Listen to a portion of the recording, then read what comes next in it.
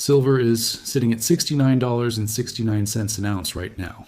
That's the spot price straight from JM Bullion, checked last night, August 24th, at 5:47 in the evening Eastern Time.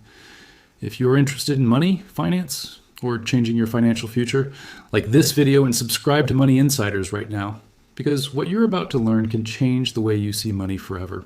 Now, $69 might not sound dramatic on its own, but here's what makes it worth talking about today. Silver has been climbing for the last couple of months, pulling itself up from the low 60s back towards 70, and it's landed right around a level some traders have been watching closely. I titled this video, Watch Before August 27th, for a very specific and very honest reason. Not because anything urgent is about to happen on that date, but because August 27th marks something real in silver's price history. I'll walk you through exactly what that is in a few minutes. Because once you see it, the last 12 months of this market make a lot more sense. Before we go further, let's clear something up, because I know not everyone watching lives in this market every day. When you hear spot price, that just means the current wholesale price for 1 troy ounce of pure silver, traded right now for immediate delivery. It's not what you'd actually pay at a coin shop or an online dealer. If you go buy a physical silver coin or bar, you'll pay the spot price plus a premium, which covers minting, distribution, and the dealer's margin.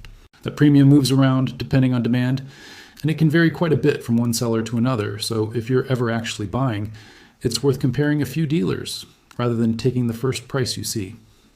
So why does silver move the way it does in the first place? A lot of people only think of it as the cheaper gold, and that's not really accurate. Silver lives a double life.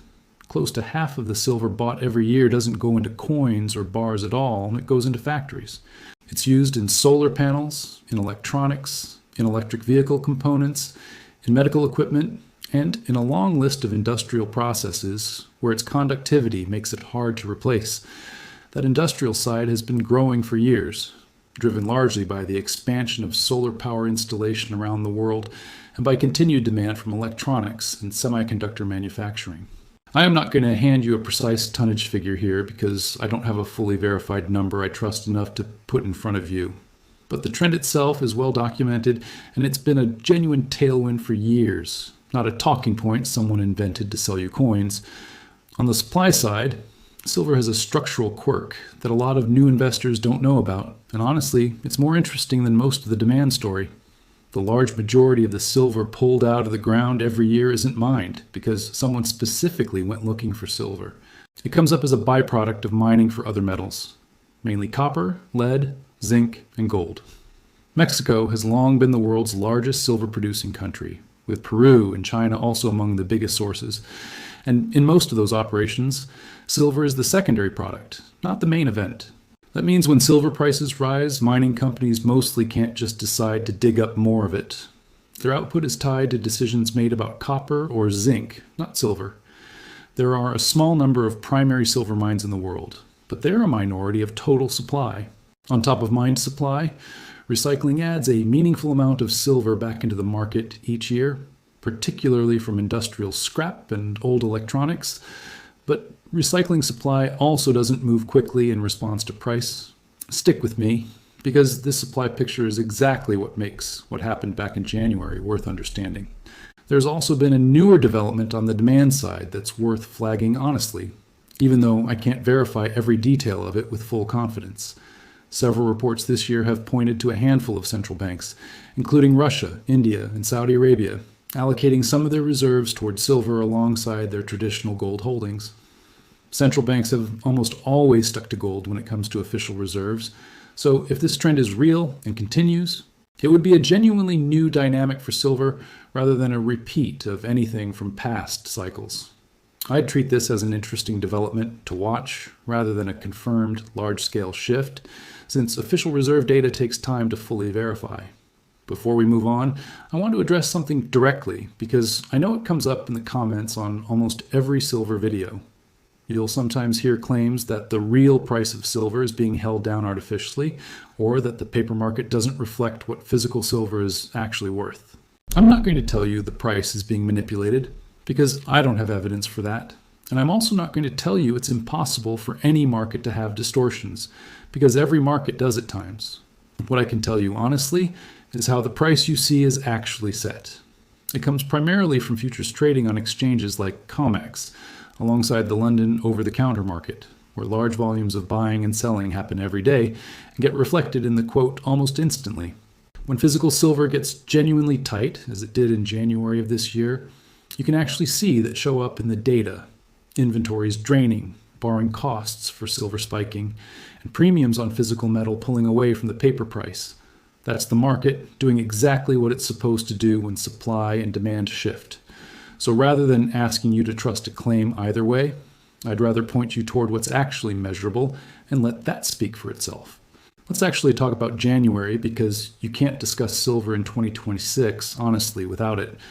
Silver opened this year trading somewhere around $70. Over the following 4 weeks, it ran hard. And on January 29th, it touched an intraday all-time high of roughly $121.60. That wasn't just a big move. It broke a record that had stood since January of 1980, when the Hunt brothers' attempt to corner the silver market pushed prices to somewhere in the high $40 range before the whole thing collapsed. Silver's 2026 spike wasn't a repeat of that story. It was driven by a real combination of factors: a weak US dollar, several consecutive years of the market taking in less silver than it consumed, tightening physical inventories on exchanges like COMEX, and a wave of investment demand that fed on itself as the price climbed. Gold was also having a historic run at the same time, briefly trading above $5,500 an ounce, which compressed the gold to silver ratio, basically a measure of how many ounces of silver it takes to equal 1 ounce of gold, down to a level that hadn't been seen in years. For a few weeks, silver was genuinely behaving like a market running short on available metal, not just a speculative balloon. Then came January 30th. In a single trading session, silver fell somewhere in the range of 26 to 31%, which by most accounts is the largest one-day percentage decline in the metal's recorded trading history. It dropped from that $121 high to an intraday low just under $75 in a matter of hours. By the end of that week, it had stabilized and closed out January around $85 an ounce, which, and this is worth sitting with for a second, was still a massive gain from where the year started, even after one of the worst crashes silver has ever seen in a single day. That's the kind of volatility this metal is capable of, and if you're going to own it, you need to go in with your eyes open about that. So what happened to the price after that? Through the spring and into early summer, silver drifted lower, dipping into the mid-60s around June as broader macro conditions shifted and rate cut expectations got pushed back. Since then, it's worked its way back up, and that brings us to today's $69.69 price, and to that August 27th date I mentioned at the start. Here's what August 27th actually is. According to Forbes Advisor's tracking of silver's 52-week range, silver's low point over the past year, $38.09 an ounce, was set on August 27th, 2025. That means this week marks roughly 1 year since silver touched its lowest point of the past 12 months. From that $38 low to today's price, near $70, silver has climbed somewhere around 80% over that stretch. And that's before you even factor in the run to $121 in between. I'm telling you this not to create some artificial deadline or countdown, but because the actual anniversary of that low is a genuinely useful marker for understanding how far this market has moved in a year and how much has happened along the way. There's no cliff coming on August 27th. There's just a calendar date that happens to mark where this whole move started. Now let's talk about where the price stands today relative to history, because context matters here. Silver's only really broken through $50 twice before this year, once in 1980 during the Hunt brothers episode, and once in 2011 during the aftermath of the financial crisis, when it got close to $49 before pulling back hard. Both of those prior peaks were followed by long, multi-year declines. The 2011 top, for example, was followed by silver drifting down into the low teens by around 2015. That history doesn't tell us what happens next from here, but it's a useful reminder that big run-ups in silver have historically been followed by extended cooling-off periods, sometimes lasting years. Anyone telling you this time is guaranteed to be different, in either direction, is guessing, not reporting. Let's talk honestly about the risks, because a channel that only tells you the upside isn't being straight with you. The most obvious risk is volatility itself. You just watched me describe a 30% drop in a single day. And that's not a hypothetical, that's something that happened this year. Silver is a smaller market than gold, and that means it takes less money moving in or out to swing the price hard in either direction. A second risk is that a meaningful chunk of silver's recent strength has been tied to investment and momentum buying. And investment demand can reverse quickly if interest rates move against precious metals, or if investor attention shifts elsewhere. A third risk is on the industrial side. If global economic growth slows meaningfully, industrial demand for silver in electronics and manufacturing can soften. And that's the demand pillar that isn't just about sentiment. And there's currency and interest rate risk too. Precious metals generally compete with yields on cash and bonds. So when rates rise or the dollar strengthens, that tends to work against silver prices, all else being equal. On the other side of that ledger, there are real documented reasons silver has attracted attention this year, and it's worth laying those out fairly too. The market has posted a run of consecutive annual supply deficits, meaning the world has been consuming more silver than mines, and recycling combined have produced several years running. Exchange inventories, including registered stock on COMEX, have been drawn down meaningfully from where they stood a few years ago. Solar installation continues to expand globally, and solar panels are a genuine, growing draw on industrial silver demand, even if I can't hand you an exact percentage with full confidence.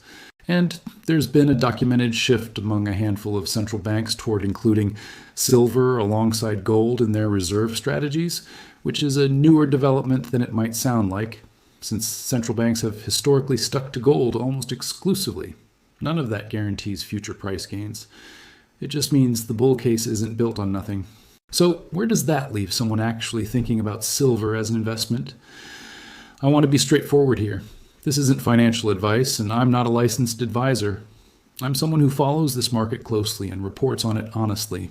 If you're considering silver, it helps to think about what role you want it to play. Some people hold it as a small hedge against currency weakness or inflation, generally as a modest slice of a broader portfolio rather than a concentrated bet. Others are drawn to it specifically because of the industrial growth story tied to solar and electronics, which is a genuinely different thesis than the monetary metal argument. If you do decide to buy, physical silver in coins or bars carries a premium over the spot price you see quoted, and that premium can vary a lot between dealers, so it pays to shop around rather than buy from the first site you find. And whichever way you lean, position size matters more than most people think. Silver's volatility means a large allocation can move your overall portfolio a lot more than you might expect, in both directions. There's real opportunity in this market, and there's real risk sitting right next to it, and anyone selling you one without the other isn't giving you the full picture. Before I wrap up, here's the honest summary. Silver is trading at $69.69 an ounce as of last night. It hit an all-time high above $121 in January, crashed over 25% in a single day at the end of that month, and has spent the month since working its way back up from a June dip. This week happens to mark the anniversary of its 52-week low, set on August 27th of last year, which is where the framing for today's video came from. Not a countdown to some event, just a genuinely interesting data point about how far this market has traveled in 12 months. The demand story is real, the supply constraints are real, and so is the volatility. All three of those things are true at the same time, and that's precious metals in a nutshell. If you learned something new today, make sure to subscribe to Money Insiders and like this video. More powerful financial truths are coming next. This video is AI generated.